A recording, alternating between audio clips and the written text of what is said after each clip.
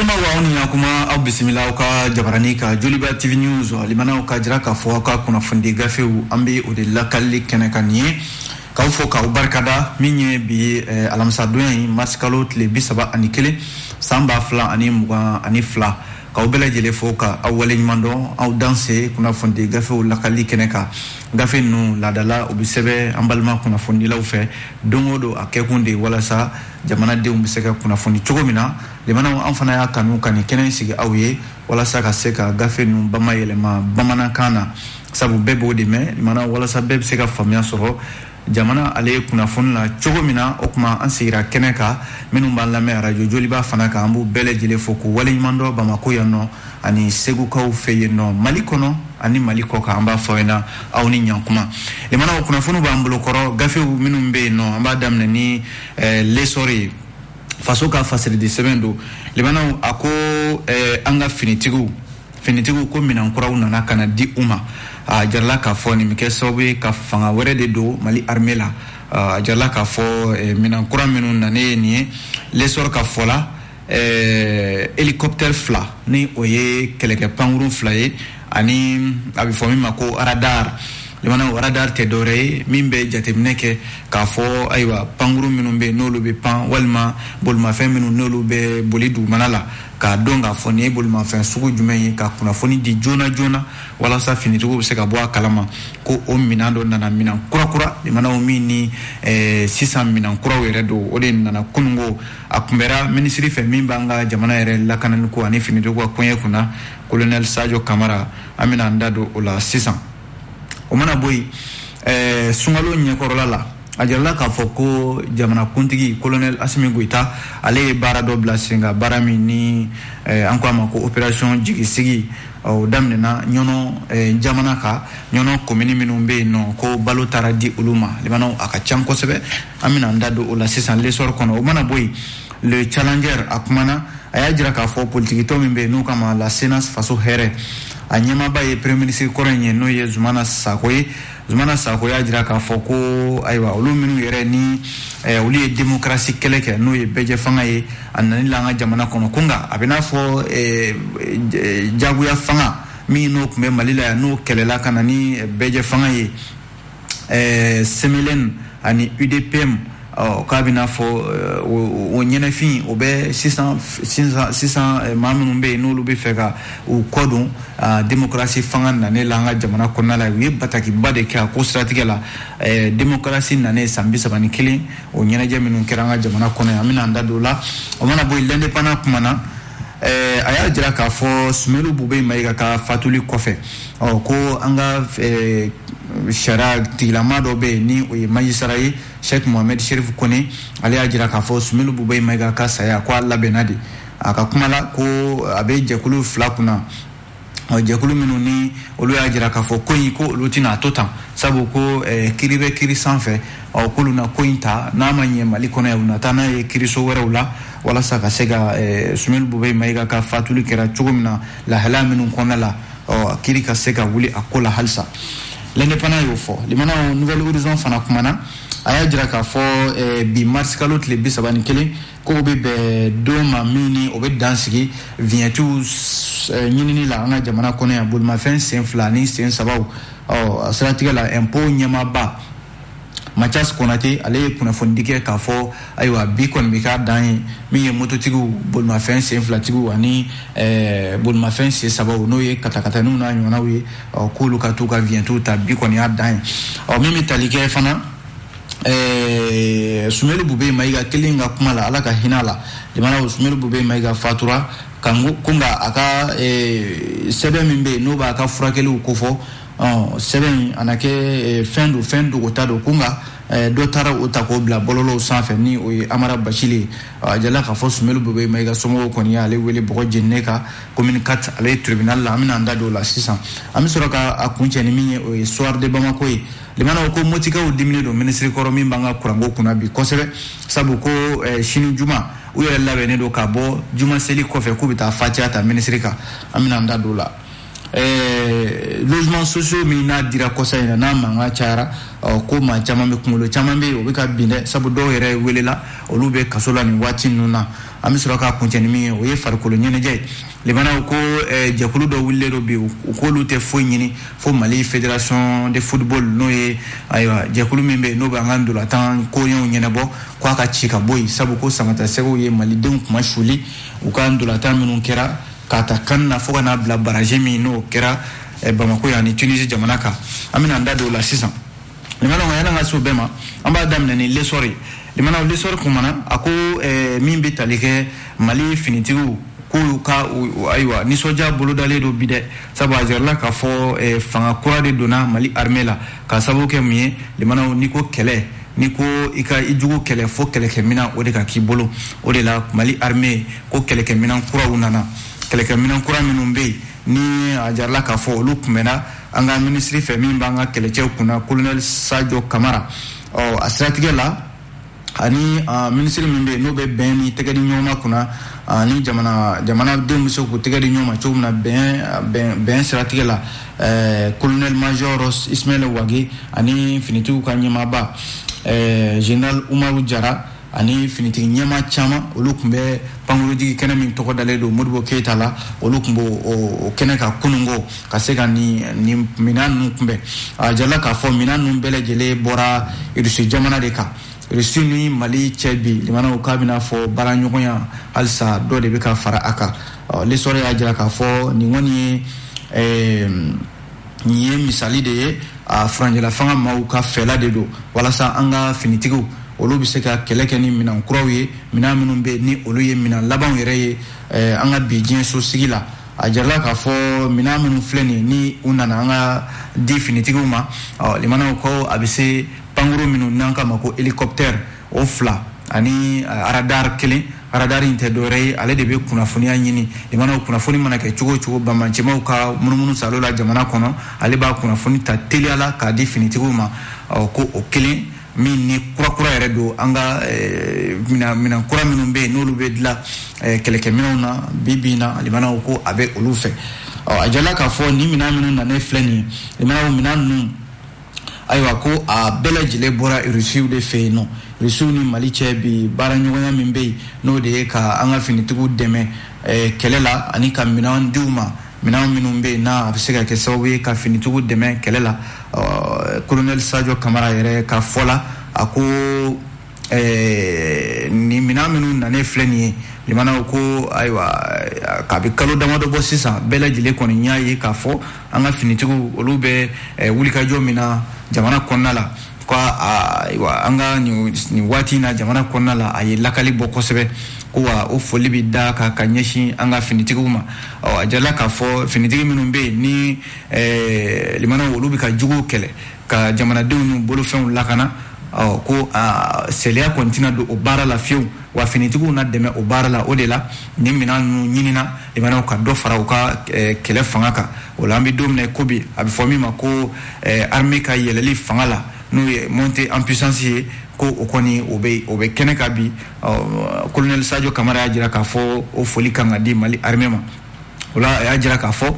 jamana furanjɛla fanga ɲɛmɔgɔw olu kɔni ka fɛlaba de ye nin ye min y'an ka finitigiw ye olu bɛ se ka waati o waati n'a fɔra ko mago jɔra fɛn o fɛn la o na ɲini joona ka di finitigiw ma walasa u ka se ka jamana lakana a n'a jamanadenw n'u bolofɛnw a jarala k'a fɔ Mali armée bilama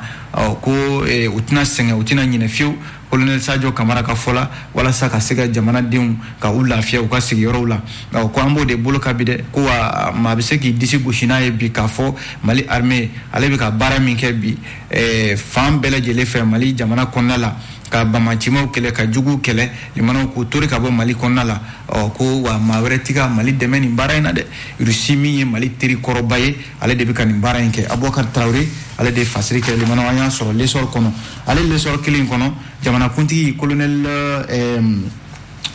Assimi Goïta limanaw ko a ye a dusukun lakuma kokura k'a jira k'a fɔ min ye ɲɔnɔ mara ye ayiwa ko baara dɔ sigira sen kan baara min ni u k'a ma ko opération jigisigi yɔrɔ sunkalo tɔ tora tile damadɔ ye limanaw ka se ka sunkalo kunbɛn a kana kɛ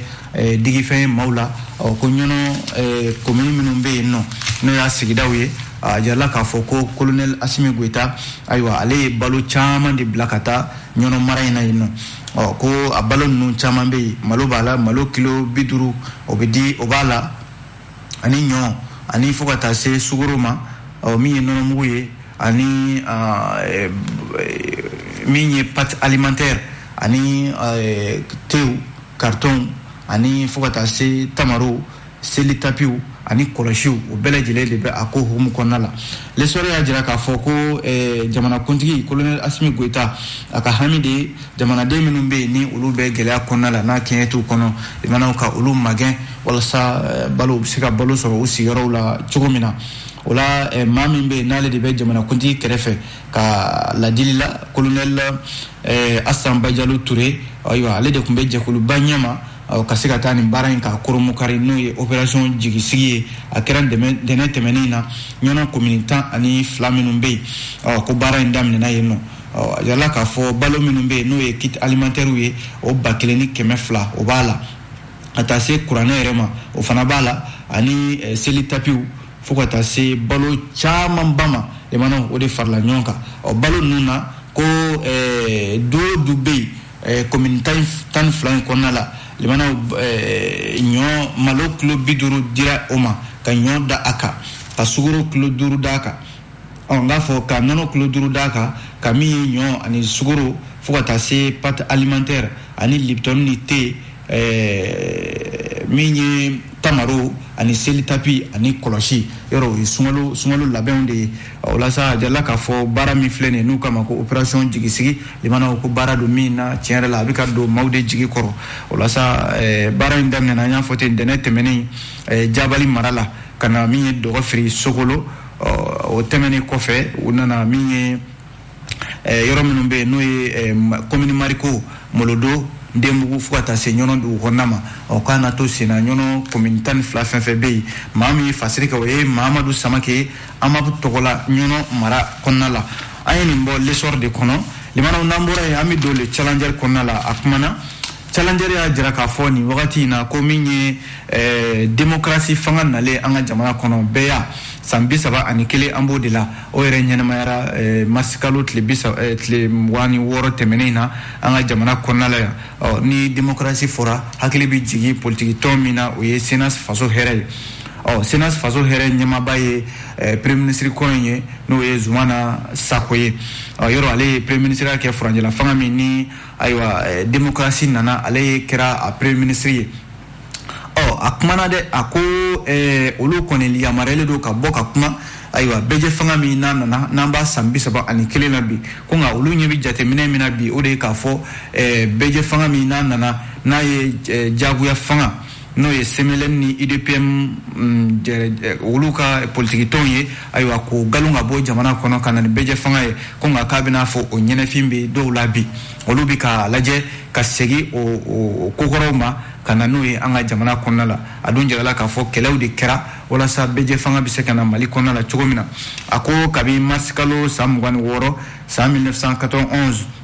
Zumana Sako ka politique tɔn n'o ye Senas faso hɛrɛ u ye nin bataki de kɛ déclaration don a kɔnɔna la u ko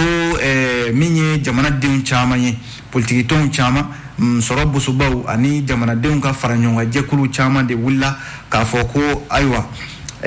mars kalo tile 26 n'o ye 26 mars 1991 ye ko bɛɛ y'a ka na maaw ka kanabila bonya kɔnɔna la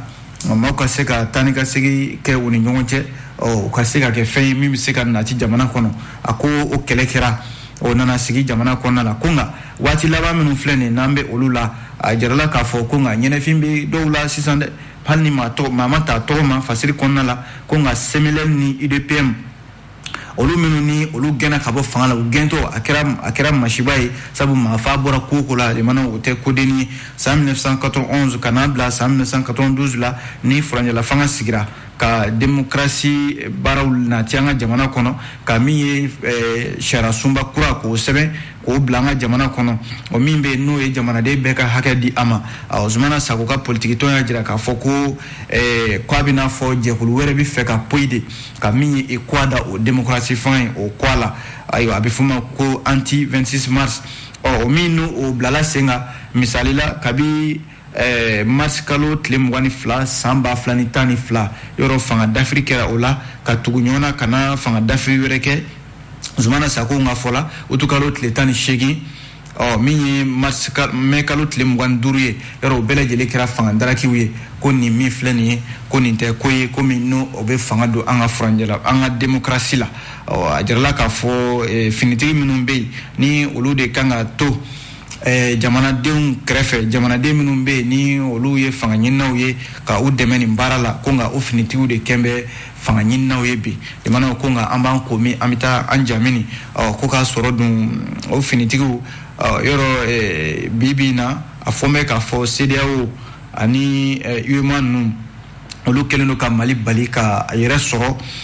ka sababu kɛ olu fana ka kɛlɛbolo ye min ye ko Mali bɛ ka se tereke bɛɛ y'a kan n'o ye démocratie fanga ye ko k'a sɔrɔ dun a ma se o yɔrɔ la ko ni jamanadenw y'u kɔfilɛ dɔɔnin dɔrɔn k'a ye k'a fɔ ayiwa bɛɛ fanga de nana Mali kɔnɔ ko nka o bɛɛ yan a bɛ ka kɛ fɛn wɛrɛ ye fɛn min na bɛ ka segin kokura jagoya fanga n'o de ka ja fanga ta k'a k'i yɛrɛ ta ye k'a sɔrɔ dun jamanadenw ayiwa olu caman tɛna jɛ ni a ye Sénat faso hɛrɛ de ye ni fasiri kɛ limanaw démocratie nalen san 31 o siratigɛ ninnu na o mana bɔ yen an bɛ don fasiri sɛbɛn l'indépendant ale kɔnɔna la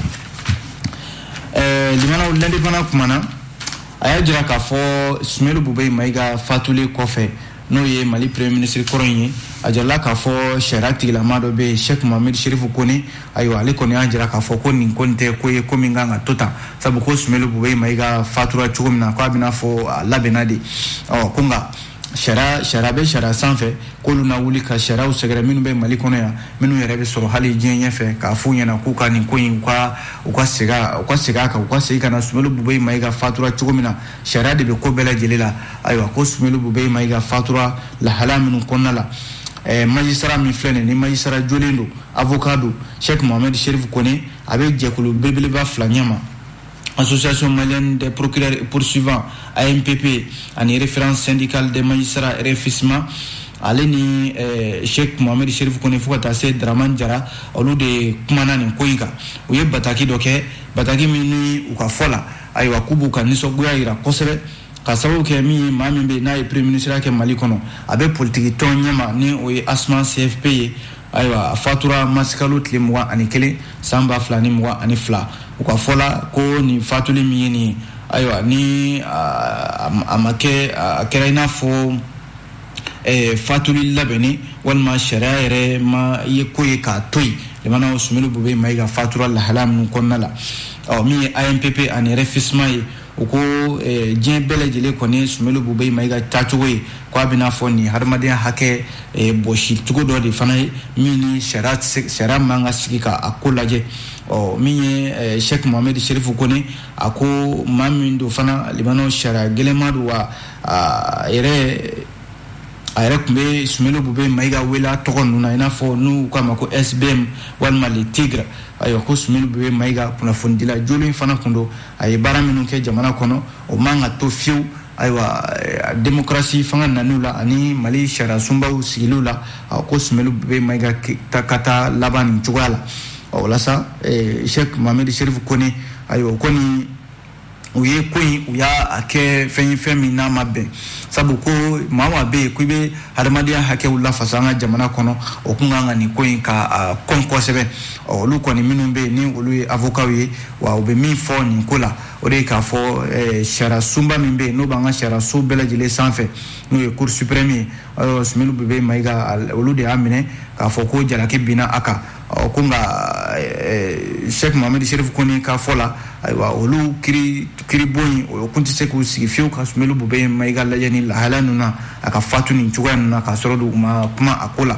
olu kɔni minnu fana ye sariya tigilamaw ye k'olu fana tɛna nin ko in da soda la sabu k'u na ko in ayiwa ko sariya bɛ sariya sanfɛ olu na ko in n'a ma ɲɛ Mali sariyaw la u na taa n'a ye sariya wɛrɛw ɲɛkɔrɔ walasa Sumeli Bube Mayiga fatura lahala minnu na ka se ka a ko k'a da kɛnɛ kan. Kunnafoni filɛ limanaw an ye nin bɔ l'indépendant ale kɔnɔna la n'an bɔra yen an bɛ don fasɛde sɛbɛn Nouvelle Horizon ale kɔnɔna la a kumana Nouvelle Horizon y'a jira k'a fɔ an bɔra ka Sumeli Bube Mayiga ka fatuli ko min fɔ sisan Nouvelle Horizon y'i da don a la sabu ko a na kɛ min ye a ka furakɛli gafe minnu bɛ yen ayiwa ni a jarala k'a fɔ o ye ko dogolen ye ko nka a na kɛ dɔ y'o ta k'o bila bɔlɔlɔw sanfɛ ni o ye Amara Bacili ye ale yɛrɛ ka kumaw ka ca bɔlɔlɔw sanfɛ o k'a ma ko activiste ayiwa Amara Bacili ko Sumeli Bube Mayiga somɔgɔw ye ayiwa a wele bɔgɔ jeninen kan n'o ye Bamakɔ sigida 4nan kiribulon ye ko kuma in yɛrɛ a fɔra bɔlɔlɔw sanfɛ a kunnafoniw de carila bɔlɔlɔw sanfɛ kunungo alamisa n k'a fɔ kunungo araba a jarala k'a fɔ min ye Sumeli Bube Mayiga yɛrɛ somɔgɔw ye olu ye ko in sɛbɛntiya kunnafoni sɛbɛn yɔrɔ n'o ye Nouvelle Horizon maaw ye k'a fɔ ko ayiwa min ye a ka furakɛli sɛbɛn dɔ ye k'u y'o ta k'o bila bɔlɔlɔw sanfɛ fɛn min don kun ye ko dogolen ye walasa yɔrɔ Sumeli Bube Mayiga yɛrɛ fatura cogo minnu na limana o tɛ ko dogolen ye bɛɛ lajɛlen bɔra a ko kalama an ka jamana kɔnɔna la yan a jarala k'a fɔ dɔw y'a jira k'a fɔ ko Sumeli Bube Mayiga fatura lahala minnu na a ɲinina a ka avocaw fɛ a n'a somɔgɔw ko a ka bɔ jamana kɔnɔ a ka taa furakɛ jamana kɔ kan ko nka fanga ma sɔn a ma yɔrɔ a ka furakɛli sɛbɛn minnu bɛ yen nɔ ni olu a bɛ se k'a fɔ a bɛ sariya de bolo fɔlɔ ko degelenw don ko nka a na kɛ Amara Bacili tɔgɔ dɔ ale ye ko in ta dossier in ka se ka a bila bɔlɔlɔw sanfɛ min kɛra sababu ye a somɔgɔw n'o ye Sumeli Bube Mayiga somɔgɔw ye limanaw fɛn yɛrɛ bɔlɔlɔw sanfɛ u y'a wele bɔgɔ jeninen kan n'o ye communiqué ale tribunal ye limanaw k'a ka taa ɲɛfɔ ye kun jumɛn na a ye nin baara in kɛ ale Nouvelle Horizon kelen in kɔnɔna la limanaw bi ye masikalo tile 31 ye ko o bɛ dansigi kɛ biɲɛtiw ɲinini la kɛrɛnkɛrɛnnenya la min ye bolimafɛn senfilatigiw ani sensabatigiw ye communiqué dɔ bɛ yen min kɛra direction générale des impôts ale fɛ communiqué in kɔnɔna la a jiralen don k'a fɔ sale minnu bɛ sara n'o ye taxiw ye bolimafɛn minnu bɛ yen ni olu a bɛ da olu kan o kama ko taxe sur les transports routiers TTR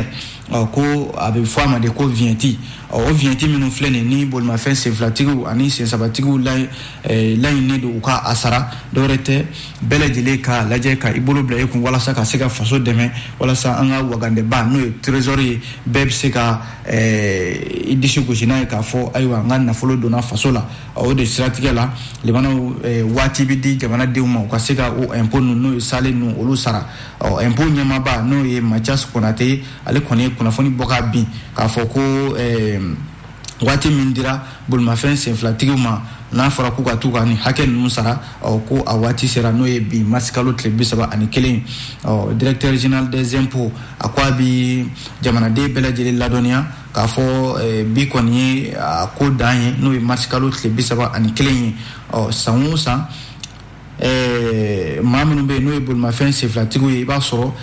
caman bɛ yen o tɛ sɔn ka taa vignette ninnu ta a bɛ kɛ sababu ye n'i taara k'i bɛ taa vignette ta kɔfɛ waati labanw na maaw bɛ taa tonton ɲɔgɔn kan ka tila ka t'o kɛ gɛlɛya wɛrɛw ye tuguni o don jamana ɲɛmɔgɔw dun y'a jira k'a fɔ o tɛ ko ye komi ni jamanadenw kan k'u sigi ka o tɔɔrɔ ninnu kɔnɔ a na kɛ dɔ bɛ se ka fara a waatiw yɛrɛ kan i n'a fɔ san o san a bɛ kɛ cogo min na Demba Konte ale de ni fasiri kɛ an ye nin bɔ Nouvelle Horizon ale kɔnɔ limanaw an b'a kuncɛ ni min ye o ye fasidi sɛbɛn le soir de Bamako ye soir de Bamako y'a jira k'a fɔ ko motikaw diminen don bi kosɛbɛ sabu moti don kɔnɔna bɛ dibi kɔnɔna la k'a sababu kɛ mun ye kurantigɛ jamanaw kurantigɛ banbali min n'o bɛ senna jamana fantan naani bɛɛ lajɛlen fɛ motikaw sɛbɛkɔrɔ dimina u ko olu tɛ ko in bila dagirinda la dɛ ko olu bɛ sini juma ye k'u na bɔ ko ka taa juma jiginnen kɔfɛ k'u na taa fatiya ta minisiri kan min b'an ka jamana kuranko ni jiko ni dugukolo jukɔrɔ nafolo olu kunna Lamine Seydou Traoré ale de kodo sabu ale de be jamana kuranko na jiko na a dugu jukɔrɔ nafolo kunna bi yɔrɔ bibi na furanjɛla fanga ni n'a sɔrɔla bolo fa bew ka bi ko nka kuranko in na bi tiɲɛ yɛrɛ la jamanaden caman bi ka jalaki be furanjɛla fanga in kan k'a sababu kɛ kurantigɛ banbali ye o la sa kunnafoni laban minnu dira sɔrɔ de mamako ka fɔ la a ko sini juma min bi bɛn avril kalo tile fɔlɔ ma san 2022 ayiwa ko welewele dakan dɔ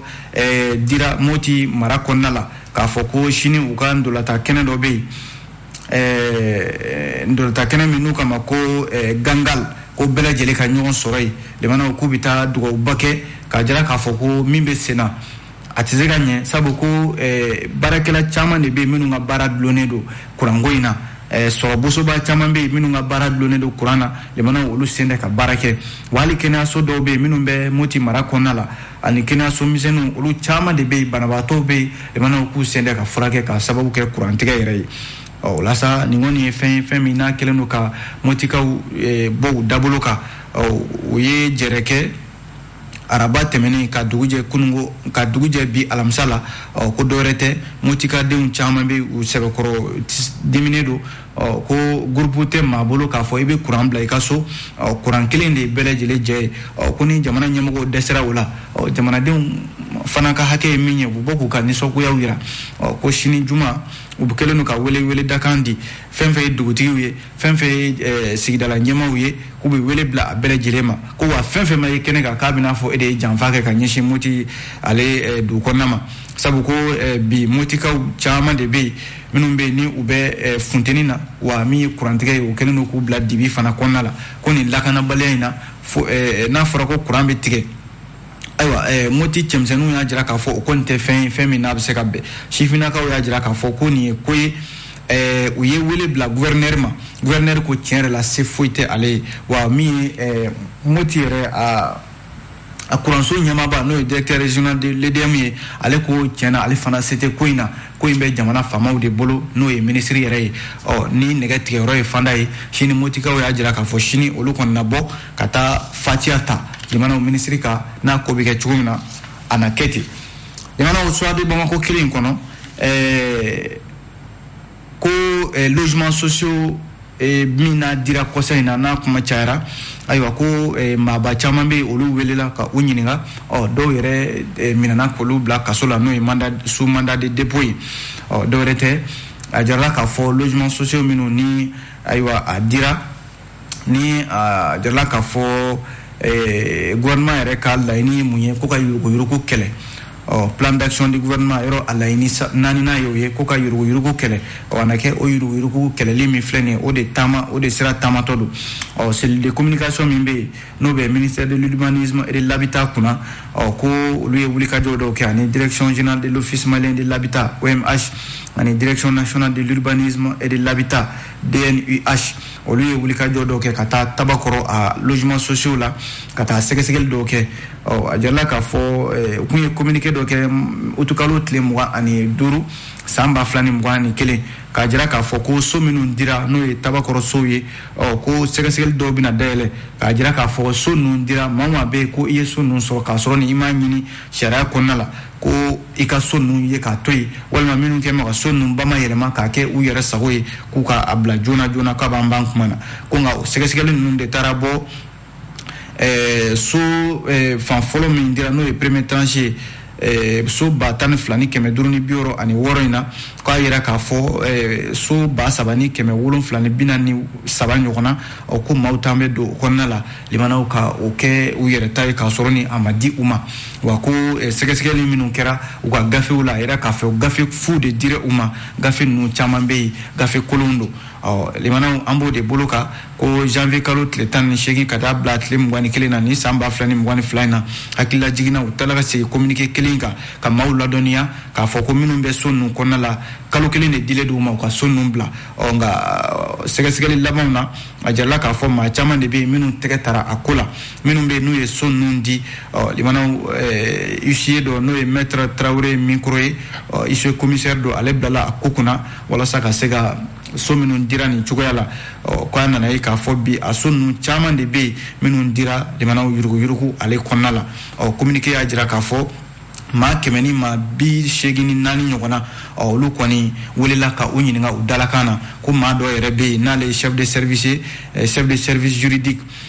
min bɛ dossier ninnu kunna ale ɲinina wa ko ale bolila k'a ka baara yɔrɔ yɛrɛ bila pepewu maa 100 ni maa 84 ɲɔgɔn na olu kɔni bɛ ka ɲininka u dalakan na bi kun jumɛn na u ye so ninnu sɔrɔ cogo di a dir'u ma cogo di walasa ka se ka ko sɛgɛsɛgɛ lemanaw an b'a kuncɛ ni min o ye farikolo ɲɛnajɛ ye yɔrɔ Mali ka samata sɛgɛw olu ye ndolatan min kɛ k'a daminɛ kan 2021 na Cameroun jamana kan u ma se ka se sɔrɔ ye kana se min ye diɲɛ walanba coupe du monde min kan ka taa Qatar san 2022 in na o ndolatan minnu ni o baaraw fana kɛra ni Mali ma se ka se sɔrɔ o la Soir de Bamako y'a jira k'a fɔ a kɛra jigitigɛ ye kosɛbɛ jamanaden minnu bɛ yen ni ndolatan ka di u ye caman y'a jira k'a fɔ nin ko in tɛ se ka to sen na tuma bɛɛ Mali samata sɛgɛw de bɛ taa ndolatan yɔrɔw la i b'a sɔrɔ dusukasi u n'o de bɛ segin ka na an ka jamana kɔnɔ yan o la sa jɛkulu dɔ bɛ yen jɛkulu min ni collectif dɔ don k'olu tɛ foyi ɲini fo Mali Fédération de football jɛkulu min sigilen don an ka ndolatan kunna Selan ndolatan ko k'a ci ka bɔ yen a ɲɛmaya bɛ Mamutu Ture n'u k'a ma ko Bavier ale de bolo ko a jirala k'a fɔ jɛrɛ kɛrɛnkɛrɛnnen dɔ n'o ye congrès extraordinaire ye o bɛ sɔn ka sigi Mamutu Ture Bavier limanaw k'a fɔ a ɲɛna ko a ka fɛnma futi a ɲɛmaya bila k'a sɔrɔ don a sigilen san 2 yɔrɔ a ka san 2 in kɔnɔna la limanaw ko ndolatan ma se ka ɲɛ sɔrɔ foyi ma se ka kɛ a ko siratigɛ ninnu na limanaw Soir de Bamako de ka kuma don dɛ an b'a bila yan nɔ k'aw fɔ ka wale ɲuman dɔn maa minnu b'an dɛmɛ n'o ye Amu ani Kana maaw ye an b'u fɔ k'u barikada u ka dɛmɛ la an b'an lamɛnbaaw fana fo u ka filɛliko ɲuman na o kuma an b'a fɔ a k'an bɛn sini ni Ala sɔnna